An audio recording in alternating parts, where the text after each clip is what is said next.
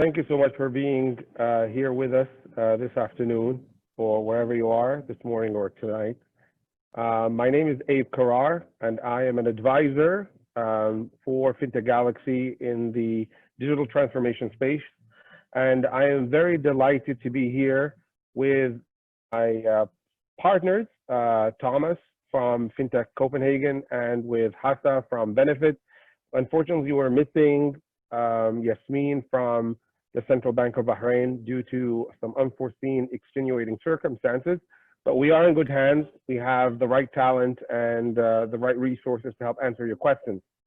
And before I quickly introduce our partners and then dive into the questions, I just want to make sure that I level set with everybody about what we're covering today.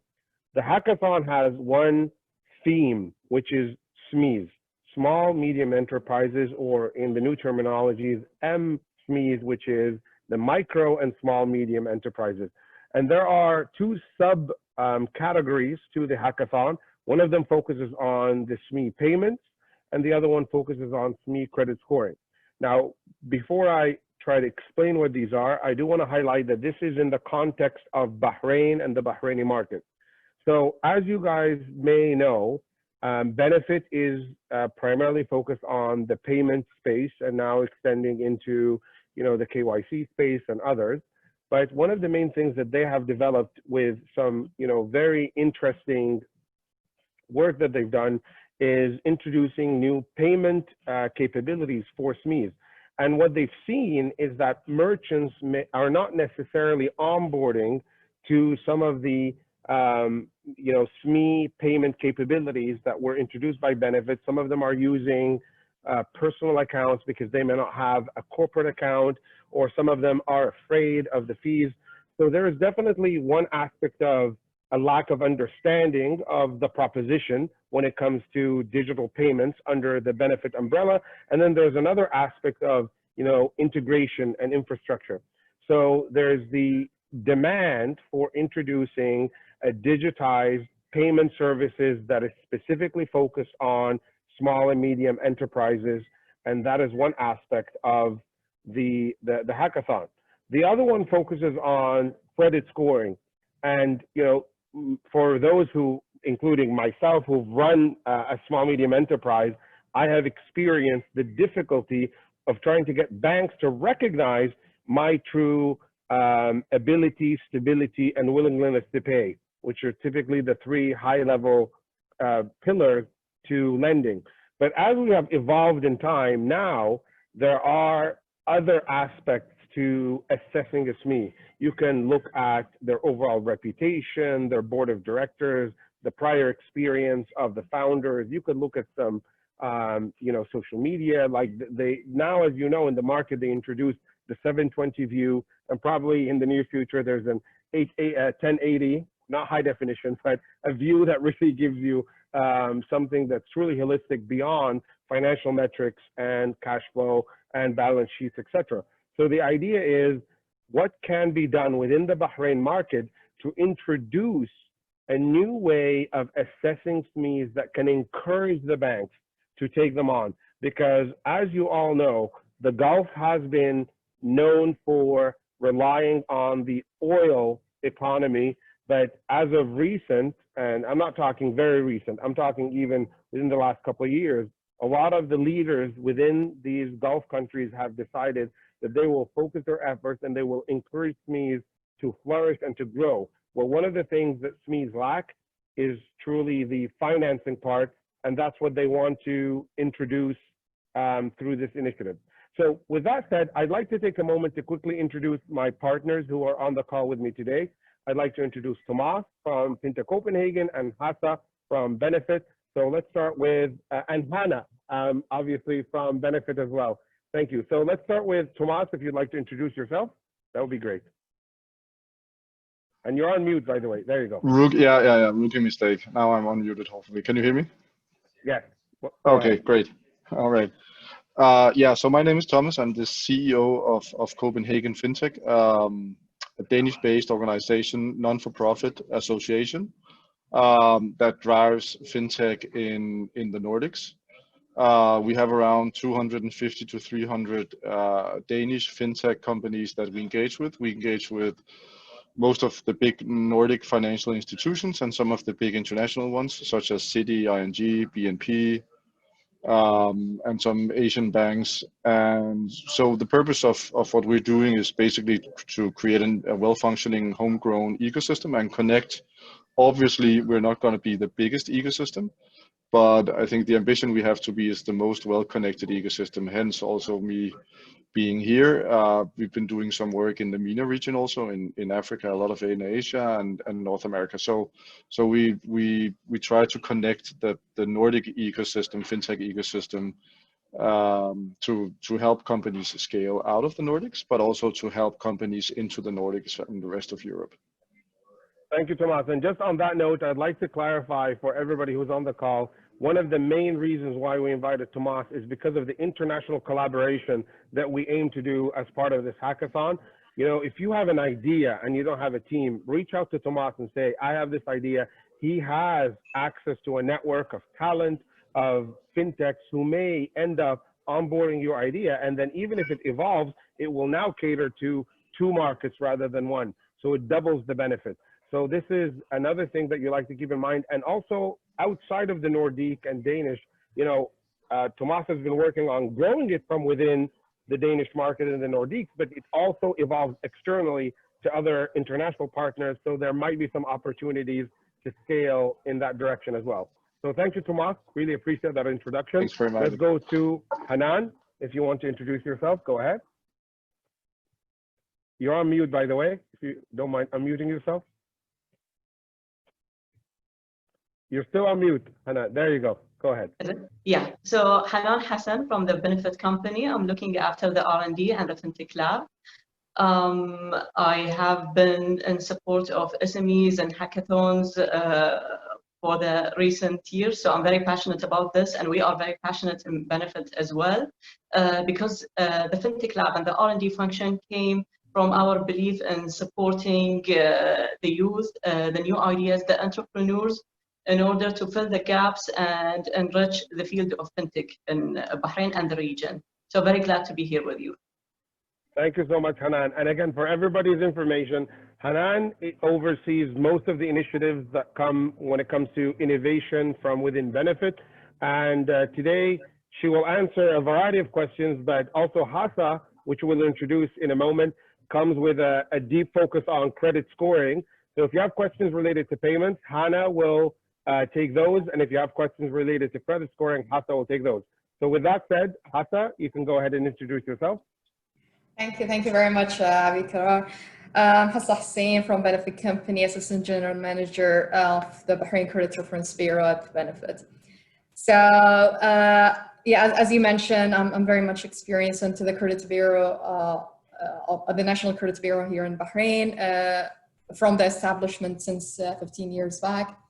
And lately we've been expanding a lot into the information technology and particularly in depth on data elements and collaboration with various stakeholders to bringing up the capability of exchanging information on the financial industry in particular, as well as other industries that we very much keen to collaborate with as Benefit Company. So our recent project, I would say that we worked over the last 2 years on digitizing the KYC process, which is knowing your customers, a process on the financial institution. And we managed to actually, very proud to enroll the first national KYC platform on the region back in 2019. And being recognized internationally as Bahrain, having completely digitized data process flow on the financial institutions.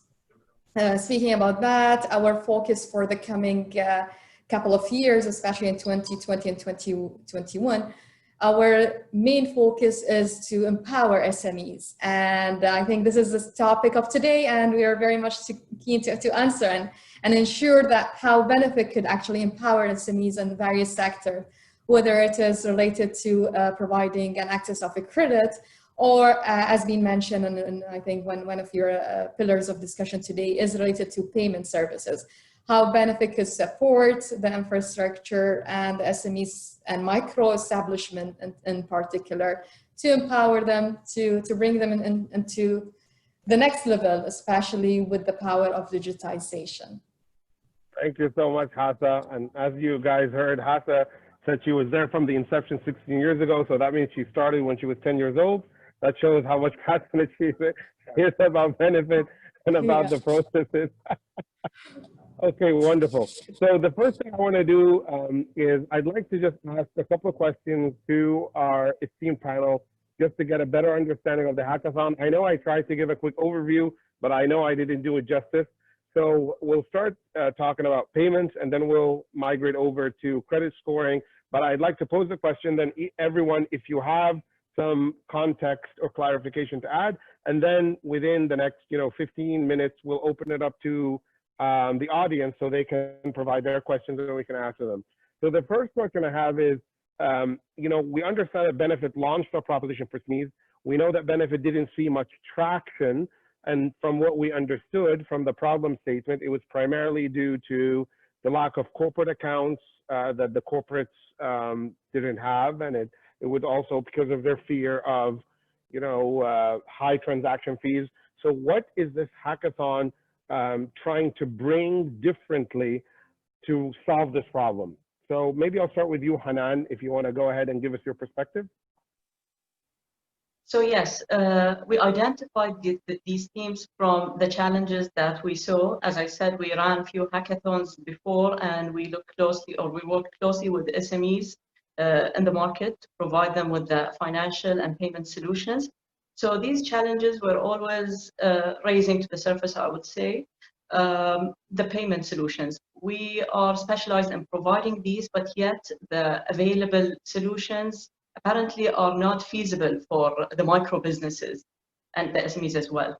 So here we are looking with our participants and developing something that will be appealing, will be useful, and at the same, most importantly for us, affordable or feasible. This is one aspect of it. The other aspect, maybe my colleague Hessa will elaborate more on, but before tapping into that, we are here with over 20 years experience in the field of fintech. So we believe we could complement any idea that will come. We are partners with different fintech institutions or structures in the country. So we have a very close relationship with solution and service providers. So we could easily capitalize on these relationships and enrich whatever idea will come. So this is the idea, this is how it came. And as we said, we believe in SMEs because economically it's proven that SMEs are, although facing the most gaps, but they are the major contributor to employment and also to GDP in the country. So we believe in nurturing them and to get the maximum potential out of them. So that's for payment solution. I will not go into details until we will make this interactive. So it's better if I get questions and we can answer them. Okay, very good. And before we move to Hessa's opinion, I want to ask the audience, think of payments not in the context of just POS, tap and pay. Think of electronic invoicing. Think of being able to send an invoice to a client, they can respond. The payment is automatically recognized. It automatically reconciles with your balance sheet. Think of these things when you're asking your questions. It's not just the face-to-face interaction, and especially now in COVID-19. Think of virtual POS, virtual terminals. What do these look like? How can you do it? So just, food for the thoughts and the minds of the people. Hessa, what is your perspective on the payment predicament that we're having within Bahrain? Yeah, sure. So as been mentioned by Hanan, for example, a benefit is the infrastructure of payments, and this is before we start interacting recently with the customers like BCT. We used to actually interact with the bank since 20 years back, and we've been on the backbone of any payment service on the country since then. I totally agree with your perceptions. I think the main challenges now when it comes to micro establishments in particularly that the investment onto payment channels is a bit heavy, especially if you're considering that Me as an owner of a business, I need to buy a point of sale versus inventory, maybe a management solution, and others devices to actually come up with that. Virtual payments definitely is a future for that. Integration with multiple, I would say, systems that would be a plus and add-ons into any micro establishment today. So we're really keen to see such innovative idea as an outcome of this hackathon, to look at not only addressing a payment as itself, because this is a classical way which is being standardized and being provided by either banks and other payment service providers in the country. However, how you can utilize that infrastructure, upscale it to serve that micro establishment in particular, and ease their entire process of flow of purchasing. Wonderful. Thank you very much, Hessa. And before I pass it on to Tomas to get his perspective on what he has seen on the other side of the world within the Danish and the Denmark region, and maybe again sharing just some high-level ideas to ignite the thought process and really cultivate that innovation mindset.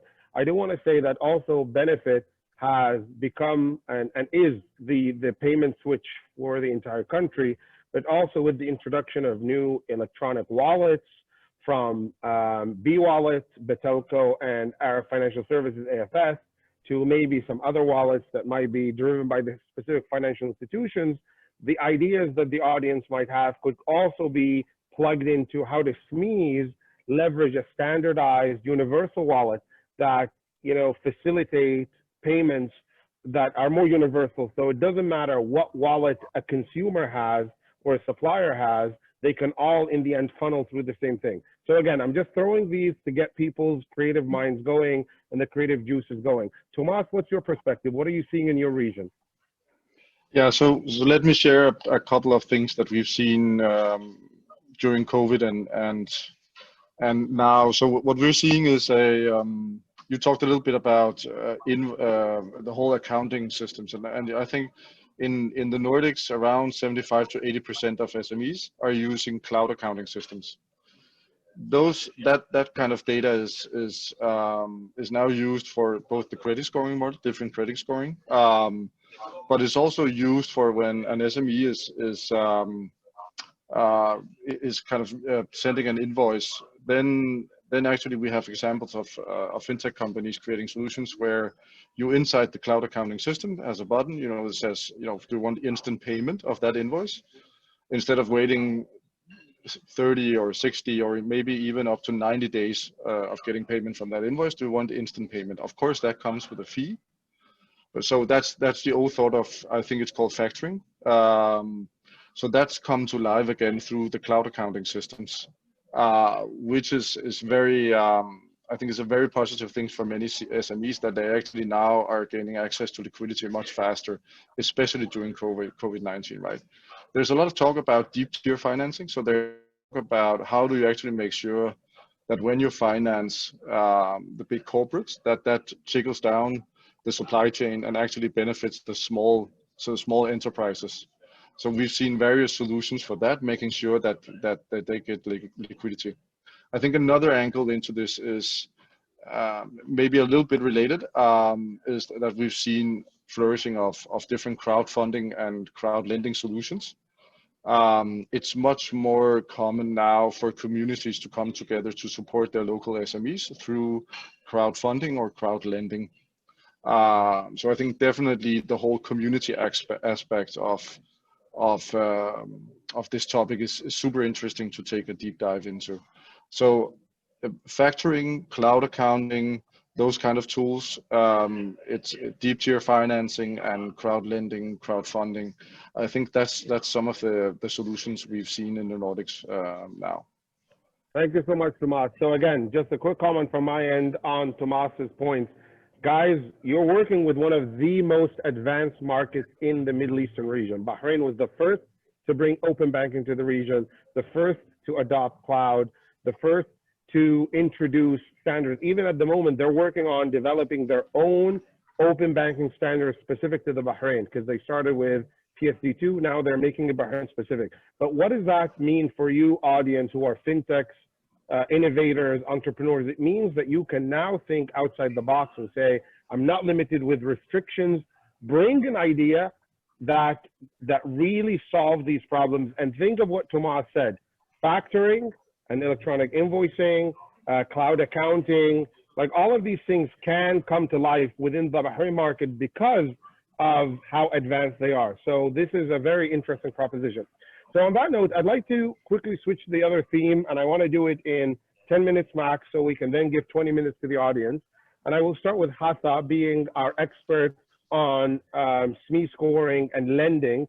And I'd like to get your perspective, Hessa, on what you see is the true underlying challenge that exists within the banking environment when it comes to SME lending. I know personally, again, as a SME, even when I was back in Canada as a SME, lending has always been a challenge. So it's not just specific to the Middle East. However, I will say, since I incorporated in the Middle East, I've also seen a far higher barrier of entry for a SME to get lending. So what is your perspective on what are the main challenges? What are the audience, the fintechs, the entrepreneurs, the geniuses out there? What do they need to think about? What problem are they trying to solve for? Sure, thank you. When we talk about accessing of finance, and this is a challenge that we see it, especially here in Arab region, very much a big challenge, that a lot of financial institutions hesitate to lend SMEs. And the way majority of the financial institutions honestly structure any credit facilities is in a traditional method that give me a collateral and you would get access to finance. Where SMEs, by nature, they do not have enough collateral to collateralize their actually to get a finance, as well as the main reason for SMEs to actually get lending is to have access of working capital. And here where we see a lot of financial institutions are hesitating because of mitigating such risk, especially that this is a sector where it is high risk usually, especially with the startup, startups could fail on first 3 years, and very rarely if they sustain after 3 years, that means they would actually move on and start growing. So especially at the first initial stage, the risk of those institutions is very high. It's been recognized by the industry and the banks. So here in Bahrain, we've been working in collaboration with different sectors, being it the government institutions, central bank, and Ministry of Industry and Commerce, into this project very closely, actually, to start empowering access of finance. We've been working also from legislation perspective, and hopefully very soon we would have a law in Bahrain that actually granted with secure transactional law, which we say to collateral registry, which is known in another part of the world, where SMEs, they be able to access credit and finance on any movable basically assets, being it invoicing on inventory or any others that is not being recognized traditionally on the financial institutions. Having said that, we've seen also on the region, once such laws being actually endorsed and an establishment of a collateral registry being recognized on a country, we've seen a really growth on accessing of credit and finance. And here where we could actually ensure that any financial institutions would be more comfortable in lending, having knows that there is a legislation process of transferring the assets in case of a default and such. So this is, I think, a key factor that Bahrain is working on into that. On the other side, we also see a challenge that banks do not know the corporate or actually the SMEs that they're dealing with. So if you look at it from a perspective, there is a lot of requirement to actually to be established in terms of KYC, or know your client. where an SME might face it as a challenging because of the lack of documentation and to be provided to any financial institutions. Usually that comes in a huge document, a requirement that usually financial institutions would see.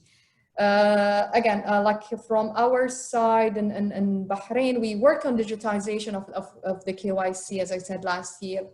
So it's, and that has been already an establishment of different various government authorities in Bahrain. So a lot of different government authorities came into place and starting exchanging such information based on the client consent to a third party, which is in this case, the financial institutions, to ease that process. So it's just a matter of your electronic signatures and your ID, and then you would get that information being processed from the authenticated source to the financial institution. So the trust of information is there. The linkage of such documentation has been established. So we believe that that definitely would lead to a faster, reliable decision on the bank.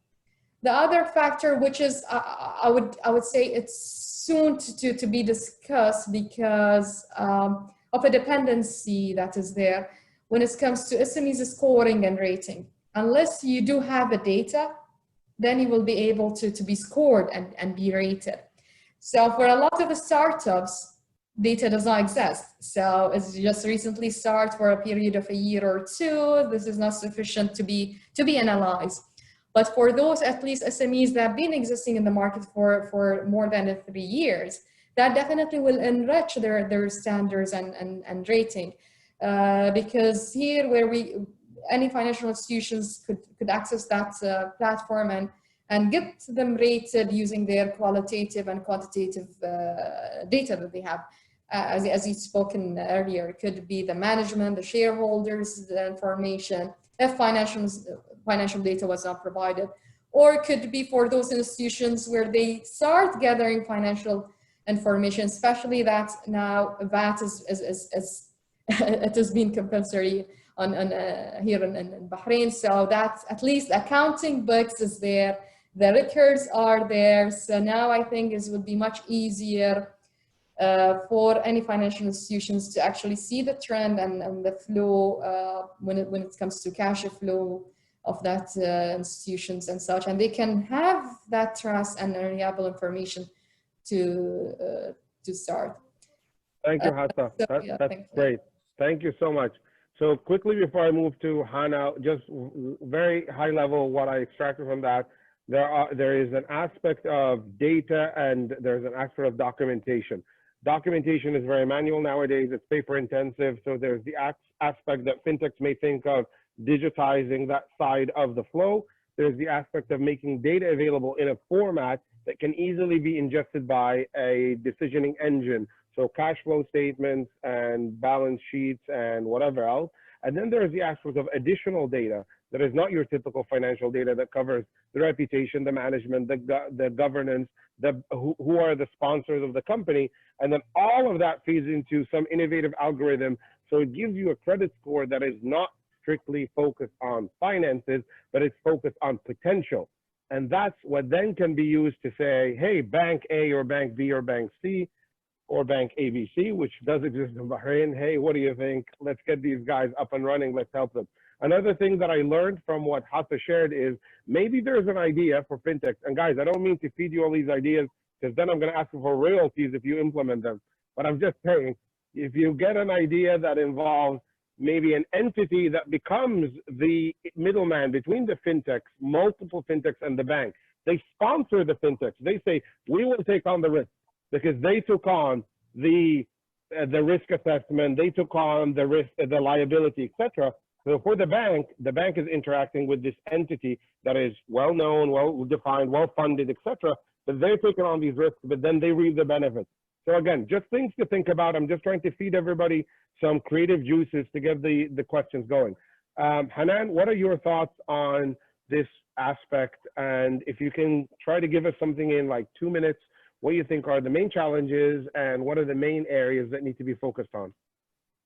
So yeah, Abby, you mentioned a very important point. I would like to focus on that when you said with regards to the payment solutions, we shouldn't only think about payment. It's the whole offering, the whole package, the whole needs of micro businesses and SMEs. Because I urge the participants to look at the current solutions available in the market. We do have like starting from point of sale machines to like a wide range of e-wallets. We have even a more cost-effective, some of them are even free solutions such as Fawry Plus, the financial transfer that we have. But the whole issue is providing a whole package that is useful for them. If they want to go and cater for their needs, it will be expensive. Or there are some limitations, such as having a corporate bank account, which micro SMEs would not have. If they want to go for the cheaper solutions, they might not be able to have the reconciliation or integration of different branches or systems or things like that. We want to offer them, cater for their specific needs, but having in mind the most important point, cost effectiveness. So this is something we want them to focus on and study the market before they come up with their prototype. Sorry, I was on mute. I was saying very good. Thank you so much, Hanan. I appreciate that. Tomas, what are you seeing in your region, or what are some of the ideas, or even just, let's call them, triggers and provocation that you can give to the audience when they start thinking about, you know, lending engines and decisioning engines and credit support from your perspective that you've seen in other parts of the world? Yeah, so I think data is obviously in the center here, right? So it's about looking into what kind of data sources can you tap into. And if I take the perspective of the Nordics, I think what we have seen and what we have been working with together with the Danish business authorities is to kind of combine data from PSD2, the open banking space, combine that with the data that is accessible from the cloud accounting systems. Again, coming back to like 75 to 80% of SMEs in the Nordics use some kind of a cloud accounting system, using data that comes from POS systems. So all of a sudden you have like publicly available data that I guess would be available in Bahrain also, some kind of publicly available data around the businesses. You combine it with PSD2 and open banking data, and take cloud accounting systems and POS systems, and kind of combine all that data. And what we've seen is that out of that arises fintechs that you were actually talking about in the middle, that kind of become data hubs and data aggregators, and provide the SMEs with a nice dashboards, you know, decisioning engines on their financials, and then actually board on the other side of that platform, board the banks, where the banks or the credit scoring bureaus or whatever get access to that kind of data and can utilize that. So basically the SMEs it's free for them. It's all about creating value for them, and then board the other stakeholders on the other side of those kind of platforms. You see a lot of automatic reconciliation, a lot of, you know, as I said, instant payment based on different alternative credit scoring models. So you see a lot of different solutions. I think what spurred it was, you know, the open banking, the PSD2 data, and then when you start combining that with all the other data sources available, then you really start getting creative, and then some really cool solutions arise. So I'm happy to share some links to some of the companies to get inspired afterwards. Thank you so much, Tomas. That is music to my ears. You just made me fly off my seat, because that is, guys, when you think about it, Bahrain has had the open banking since last year. And yes, it may not have been, you know, fully evolved, but it's continuing to evolve. So your ideas don't have to be limited. And I love the thing that Tomas said about combining data to come up with creative solutions. You know, I'm a data guy in essence, by the way. I have a degree in mathematics with a specialization in applied analysis. So I get so excited when I hear combine the data and make something amazing happen. So with that said, I want the audience to think about how can you look at open banking data? And the other question is, what cloud accounting solutions exist in the Middle East? And if they're lacking, maybe your ideas around providing a portion of the solution, but then you need to find a partner. So when you come to benefit, you can't just say, hey guys, I heard your idea and I'm just going to offer cloud accounting. They're going to say, thank you so much, that's amazing. But that doesn't solve the problem of payments or lending. you need to also come with a combined solution. So look at your peer group around you and say, hey, you guys offer data aggregation, and I offer cloud accounting, and you offer an algorithm for lending. If we combine it together, we can come up with a composite solution. So that is not far-fetched. We're not looking for a one-man show or a one company that fixes everything. This is a true innovative landscape, and we want everybody to pitch in what they're good at with partners that complement the solution. So with that said, I want to turn it over to Melissa, my colleague from Fintech Galaxy, and I want to ask the audience, if you have questions, please raise your hand, and Melissa will unmute your mic. You can pitch your question. You can either direct it to a specific panel member, or if you want to pitch it to everybody, and then we will figure out who is the best person to answer your question. We only have 15 minutes, so we'll try to make this as efficient as possible. Go ahead, Melissa.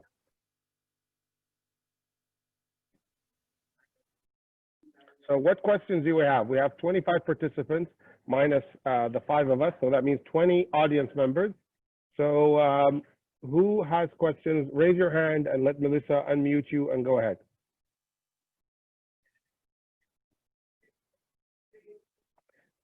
Melissa, what are you seeing? Give us an input here. Yes, I wanted to give the floor to Anush. Anush, can you unmute yourself? Hello, team. Can you hear Hi, me? Anush. Yes, Yeah, hello. We can hear you. Go ahead. Yeah, team. Team, I have a question. For creating a corporate account, what is the actual procedure? Is it digitally available, or we need to? Is it paper, or I have a doubt in that. Are you talking about a corporate bank account or Yeah. what kind of corporate account? Okay. For example, if an SMB doesn't have a corporate account, he needs to create a corporate account. He wishes to create a corporate account. So what is the procedure? Is it digitally, or as you said, some of the documentation CP may be missing? So I need to know the procedure. How is it done? Creating an account. Okay, can I suggest for this question, Anush, before I don't want to, I want to make sure we leverage the 15 minutes in a very concise manner. So let's take this one offline because that is a standard procedure. Bahrain has a standard procedure. So rather than getting the panel to answer what is the steps, there's KYC, there's documentation, etc. I'll work with Melissa and we'll answer that question offline because all the banks adhere with the same process and it's not specific to payments or lending. So that one we'll take offline. Yeah, okay, fine. No worries, Anush. Melissa, what do we have next? We have Nirav. Nirav, go ahead. Good evening, everyone. Am I audible? Yes, you're audible. Go ahead. Yes. So I had a question. Like you said that you're looking for collaboration between the various fintech solution providers. So we have a particular USP with which we can do certain solution. How would we know what would be the complementing fintech players with whom we can partner? And is it necessary to partner with other players? So just to confirm, before I open it up to the panel, you said your USP is reconciliation? No. The thing is, we would be specializing in a particular thing. Let's say, like you said, we are specializing in lending, but we may not have a solution related to some KYC part, some part of it, let's say. So do Understood. we need to compulsory mandatorily do partnership with some other player? That's a fantastic question. I will open it to the panel, but I just want to suggest one thing. On behalf of Fintech Galaxy, I can tell you that if you have one component of the value chain, you need to connect with Melissa, who is the host at the moment, and she will help. Our job as Fintech Galaxy, and on behalf of our sponsors and the ones running the hackathons as Benefit and Fintech Copenhagen and so forth, our job is to help you connect with other fintechs who are providing services to complement and augment the journey. So if you provide credit decisioning, but you don't have the data, and the data has to come from, open banking or web scraping or whatever, then our job is to say, well, guess what? These are other fintechs, but our job is to extend it to say, these are the fintechs available, then you have to take it up with them, discuss with them. But when you pitch, ideally, unless your solution covers and again, Hanan, Hassa, and Thomas, feel free to correct me here, but unless your solution covers a minimum 50% of the requirement, then it's going to be lacking. If you come with 40%, then you're not solving the bigger problem.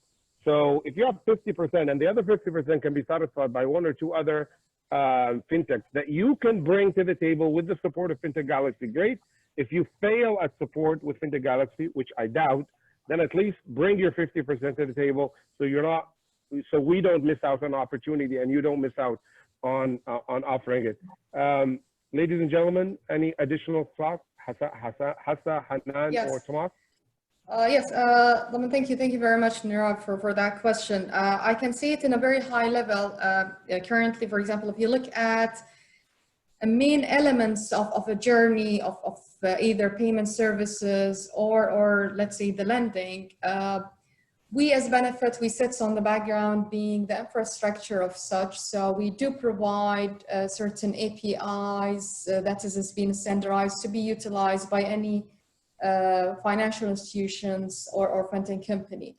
However, you need to actually, it depends on your ideas and what type of integration, but I would say in a very high level that you need to actually understand what the main infrastructure APIs that is being available and how would you partner, for example, with a certain financial institutions, because majority of those has been already been established and being consumed by financial institutions. So you need to understand the open banking regulation from that perspective and whatever that has been available infrastructure, and you make a case of either partner with someone else or you can consume it because majority of it has been already developed as an infrastructure tool for any fintech company to consume.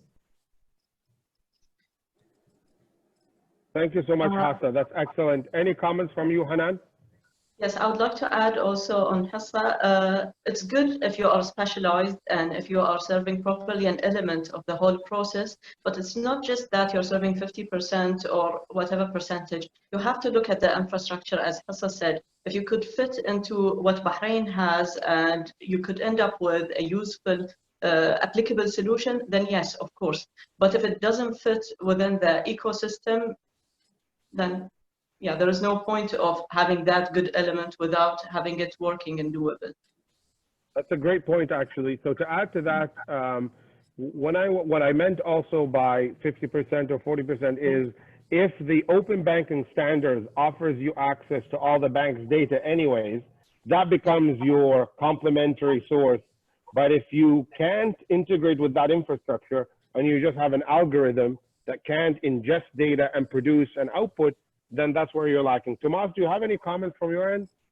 Yeah, because I think what's interesting, what we have seen here, the dynamics is that, you know, one thing is partnerships between banks and fintechs, but we've seen a recent spur of partnerships between fintechs. So I think what we usually say is like, try to map out the whole value chain. And then like what we've seen is like the open banking platforms providing data to the credit scoring that is then, you know, partnering up with some of the guys that is doing the dashboards for the SMEs. And again, some of the factoring companies. And so all of a sudden, those that do the reconciliation and the algorithm guys and stuff like that. So all of a sudden, a whole new ecosystem arises of different fintech partners specializing in different parts of the value chain. So I think we've seen a lot of collaborations between fintechs, which is super interesting when that starts happening. Amazing. Thank you so much. We have another question from Lara Zaki. Melissa, you want to, or Lara, do you want to unmute your mic and go ahead? Yeah, thank you so much for the presentation. My question is more about the final deliverable of the hackathon. Are you guys expecting a pitch deck or a prototype? Okay, Hanan, what are your thoughts on this?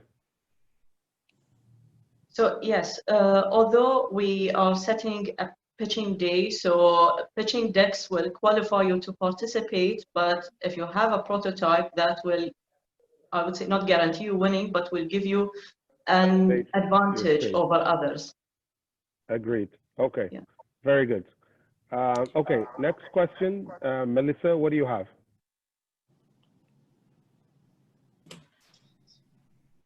We will just wait a bit, like 1 minute, in case no one has, we can just end it. Yeah. Come on, guys. Abe, I have another quick question. Yeah, go ahead, Lara. Sure, go ahead.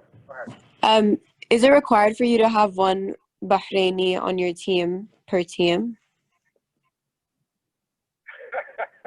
We're international, but I'll let the panel answer that. No, it's international. It's open for all nationalities. Thank you. So yalla, you go ahead, Lara. You can go nuts.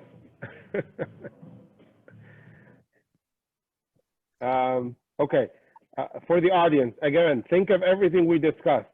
Payments, payment methods, payment mechanisms, reconciliation, SMEs, their specific needs around payments, their automatic reconciliation with invoices, how they pay their suppliers, virtual terminals. In lending, think about the lending adjudication engine, the parameters it takes in to adjudicate. Think about the data, where it comes from, where are the different sources. Think about the speed to turn a lending application around. Think about how you can create other entities that support SMEs, that stand between government and SMEs. I'm just throwing out things to help you all just get your creative minds going. But we'll give it another minute, and if we don't have any questions, we will conclude.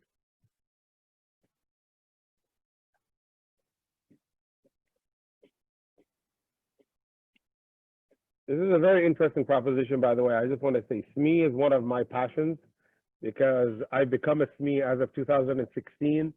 And I can tell you some experiences from Canada and the US. And, you know, I'm seeing some fintechs now evolve in Canada, where they are now building special integrations just to connect with cloud accounting softwares, aggregate the data, and then resurface it for the SMEs and for banks.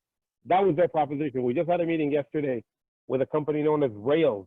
So if you guys are also interested to see what's been happening elsewhere, look at Rails. They're based in Canada, and look what they've done. But I'm sure that we have some incredible talent in this part of the world, and it's a matter of just really cracking that shell and showcasing what we can do. Okay, Melissa, she just sent me a message. I think we're good. So on that note, I want to take a moment to say thank you so much for Hanan, Hassa, and Tomas for taking the time to be with us this afternoon. Really appreciate your input. If there are any questions that surface afterwards, we will forward them to you and bring the questions back. But on that note, again, thank you everybody for joining us. We look forward to having an incredible hackathon. Let's make the most of it. Let's make this one a big roar. And thank you to FinTech Galaxy for being, you know, the underlying support for this. And everybody, have an amazing rest of the day. Thank you. We'll talk to you soon. Thank you so much. Have a nice day. Cheers. Thank you very much.